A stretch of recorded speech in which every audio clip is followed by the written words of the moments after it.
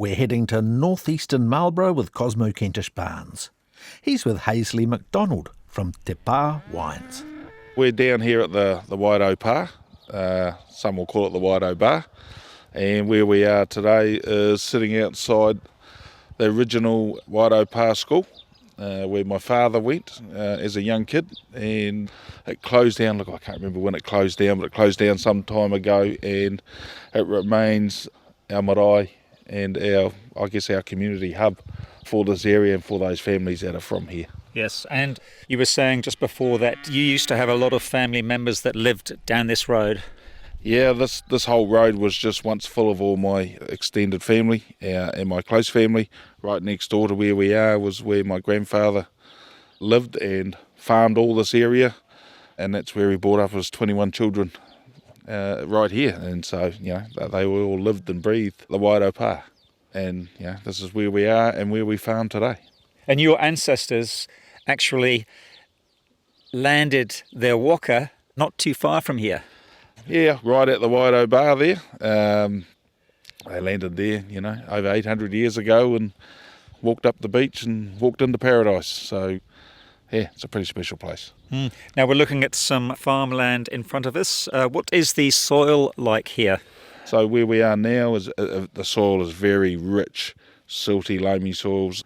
And, as a kid growing up, we used to plant, multiple acres of potatoes and cereal crops and vegetable crops, corn and peas, and we could grow them without the assistance of irrigation. It was all naturally done, as well as we never used fertilisers growing up. The soil's so good here. And out there today is we're making a bit of hay today. So we're still, got our traditional farming practices going. Raising beef and making hay and various other crops that we still put in alongside our vineyard operation. Yeah, we can see the vineyards beyond the paddocks, and beyond them are the bush-clad mountains. Yeah, well, that's, looking north to the Richmond Ranges, so very lush bush over there, bit of forestry, but, on the valley floor here, 20 years ago, that was just all farmland, and as time's gone on in the wine industry, as people found out, these were the better soils to be in for Sauvignon Blanc, and now, as you can see, the big green carpet is spreading across the plains. So there's very little land in Marlborough that's not got vines in it. What was your childhood like here? At the time, like every kid, I guess, you thought you had the hardest childhood, but when we look back now, we had the best childhood. And we had all our cousins up and down this road. We worked every day after school on the farm. If it was digging potatoes, dairy, beef, there was always a job. And at that time, we thought our hands were tied behind our backs, but I think we realised that it was the making of a lot of us. Yeah. So your folks had a dairy farm, and then did they switch to growing potatoes? So my grandfather, he did a mixture of dairy farming and growing potatoes, and then my father and his brothers sort of slowly took over the business back in the 70s, I guess, and they were growing potatoes for the local co-op at the time. My father married my mum, and her family owned a few supermarkets in town, and so my dad was one of the ones that sort of broke the mould and started selling direct into supermarkets instead of going through the co-op.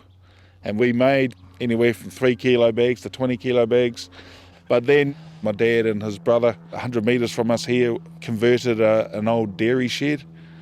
That was my grandfather's dairy shed, and that's when they started to process the potatoes into French fries.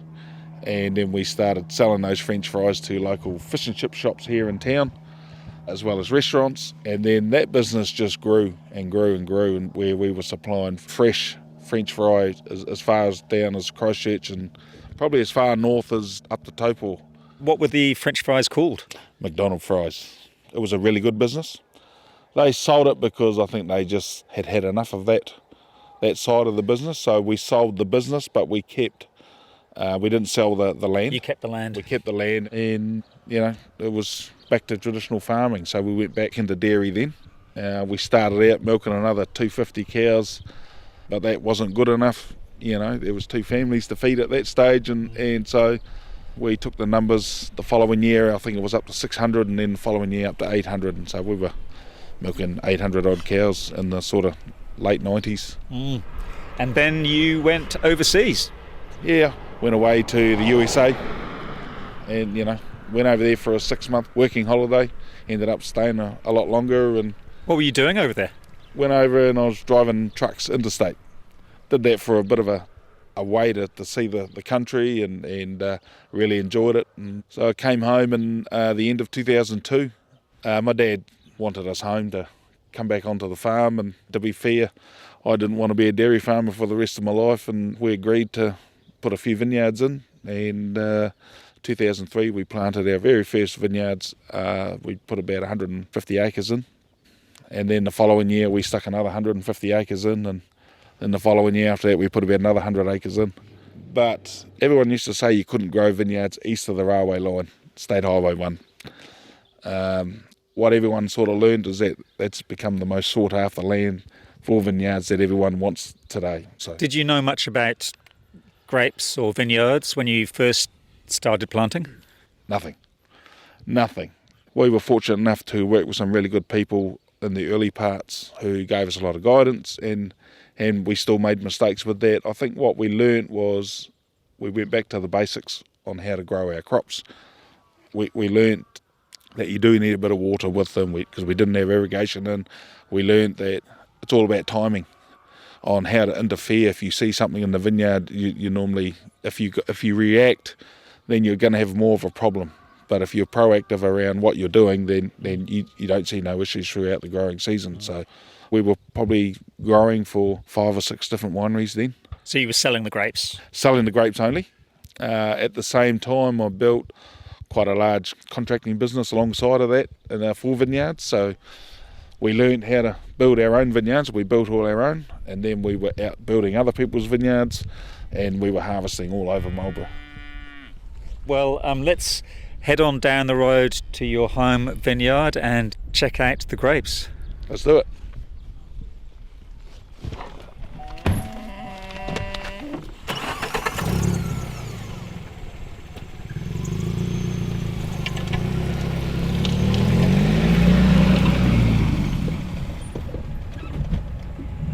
And we are driving past lots of your vines now. What's growing in this vineyard here? These ones right here is our very first plantings, and so all Sauvignon Blanc. So many years ago you were sticking those posts in the ground, fixing those wires up, planting the grapes. Yep, we did the lot. Irrigation in the ground, so I know where everything is down here. Yep. Every pot, every post, done it all. Yep. Myself and my father and my brother and family. It was what we did. Well, let's stop here. We've come to the yard and go and have a look at these vines here that are probably three or 4 weeks off being harvested. Yep. They're I'd say this block is going for low alcohol wines that we will make this year for customers in the UK. So probably harvest around the 16th of March.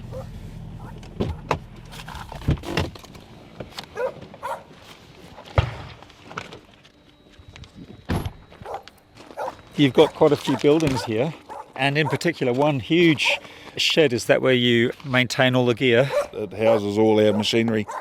We've got a few harvesters in there and sprayers, and a couple of mechanics are always fixing gear, and so it's really important. And we're surrounded by the original sheds here.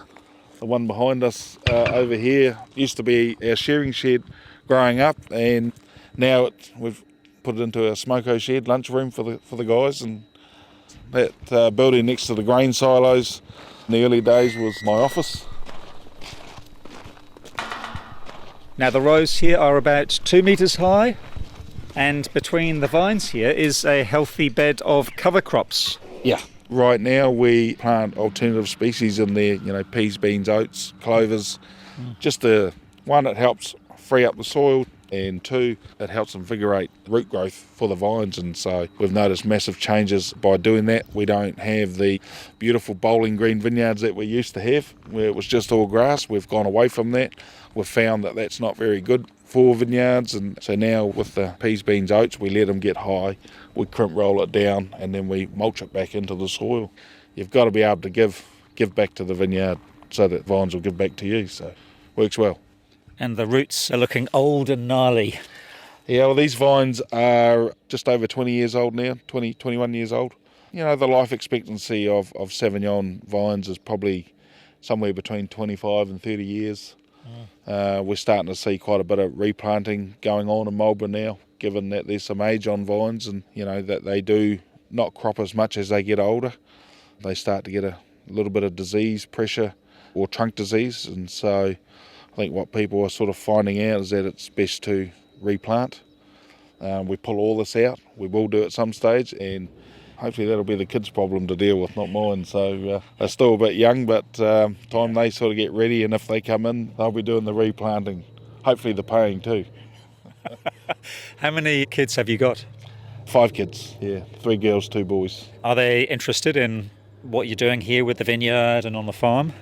Yeah, certainly interested, but Julie and I, we push them to get their education. So we've got my oldest now is at university, and the rest are still coming through school. And my oldest son, he's certainly taken an interest in the vineyards and really loves it, and he's had to go back to school, and he wants to be out here, but understands he needs to get an education. This is it's a different business now, and hopefully they come in and take over one day and take this business to a different level than what we've achieved. And I sort of went to school to eat lunch and annoy a few teachers, so I didn't last too long. So hopefully those kids will do a bit better than what I did. How would you describe some of the wines that you produce here? What makes your wines special? I think what is good here is you get those really big thiol flavours coming through in the lower Wairau, and they're what the customer is after. I wouldn't say we're any more special than everyone else, but I think that the benefits of down here is that we have virtually zero frost risk. We have really good water source here. There's big aquifers under us. I mean, the whole valley comes towards us.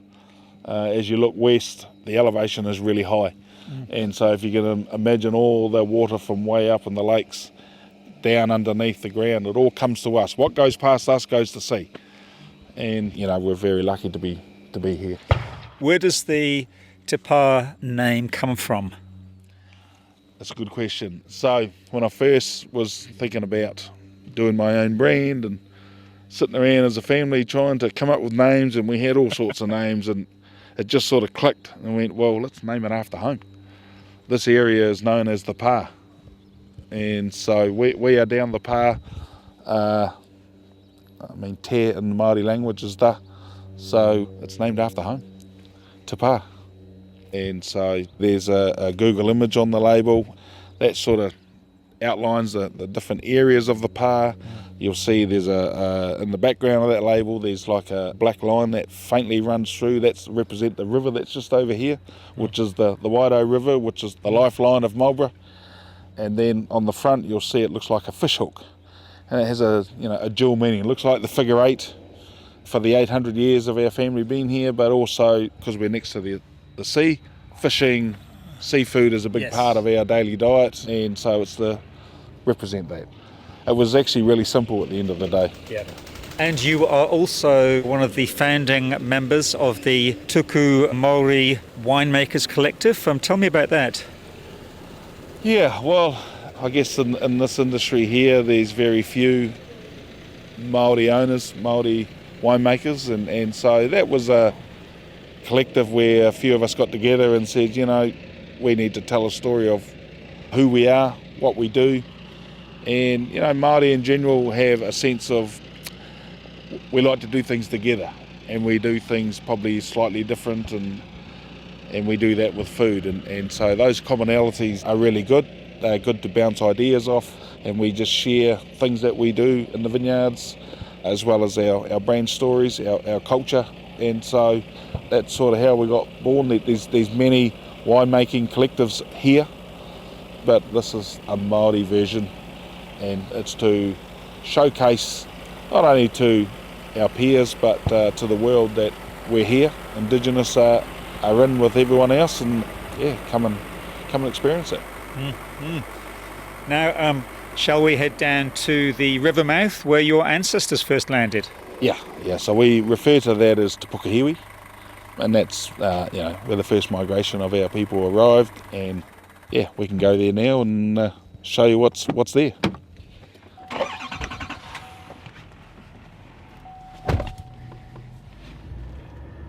Is your family still involved in the vineyard?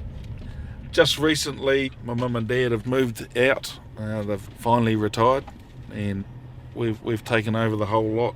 My brother that was with me, he moved into Australia 12 odd years ago, and I have two sisters that are still here, but not involved in the business.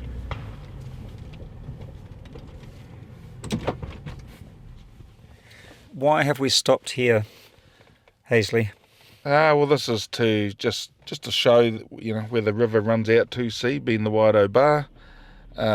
But it's also significant to us as Māori and as local Māori here.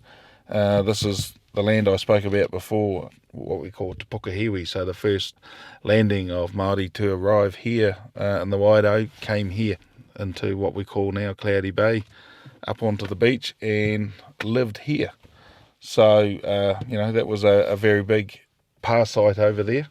Also, in the latter years, my last name's MacDonald, Francis MacDonald, that came here on these shores. There used to be quite a community, and so he built, there used to be a pub right here on the bar. And so he had that until a big flood came in one day and washed it away. Is that a protected site? Yes, it is. It is under protection at the moment. It's under the Department of Conservation, and we are trying to get that back as an iwi under our control to look after it better than what's been currently going on. So that's a bit of an uphill battle for us at the moment with the department, but hopefully one day they'll see the light and that'll come back to the original owners.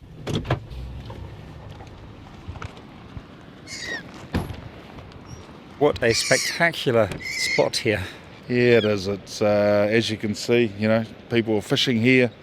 They'll be catching kawai and rig fish and whatever else jumps on the hook, and it's it's quite a lovely area. I mean, we've grown up fishing here, white baiting, and a big part of the community come down here to get a feed of fish. There are some people searching for shellfish as well because it's a low tide, and this really is the point where your ancestors came down into the river from the sea. It is. If you can imagine them arriving here all those years ago, and what a place to arrive to. I mean, all the bounties of the sea, the harbour, cockles and scallops and everything used to be in here, and some of it still is, to the massive Wairau Lagoon in the back there, where they had untold amounts of bird life, and they used to hunt moa just over here, run them down off the hills and down this boulder bank, and slaughter those moas years ago. Also had the Haast eagle here, the biggest eagle in the world. Through some of the digs that were done over the other side there, we found the remains in a big hangi pit of the Haast eagle, which there's a replica in Te Papa Museum as to how big those things really were. And also across there's an important archaeological site that contains a burial ground. Yeah, there is. There's a lot of our people were buried over there.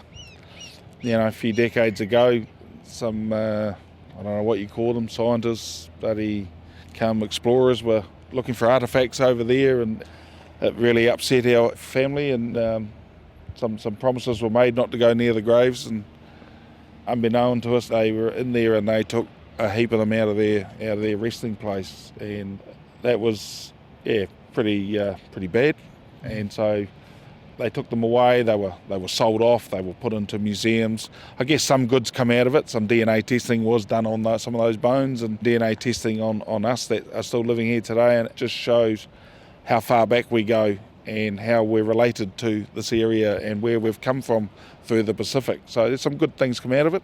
But, those that were ahead of my time fought for the return of those remains, those of our people to be brought back here. In 2010, we repatriated 55 of them that Canterbury Museum had in storage and reburied them as close as we can to where they were taken from, given the information that we had. And so that was really, really good. But, some of these museums have still got a lot of our people that they are not releasing yet. It's an ongoing battle. It's an ongoing battle, and one day they'll do the right thing and return those people to us to be put back in their rightful place. Haysley MacDonald from Te Pā Wines talking to Cosmo at the Wairau Pā or Te Pokohiwi Okupe in Marlborough.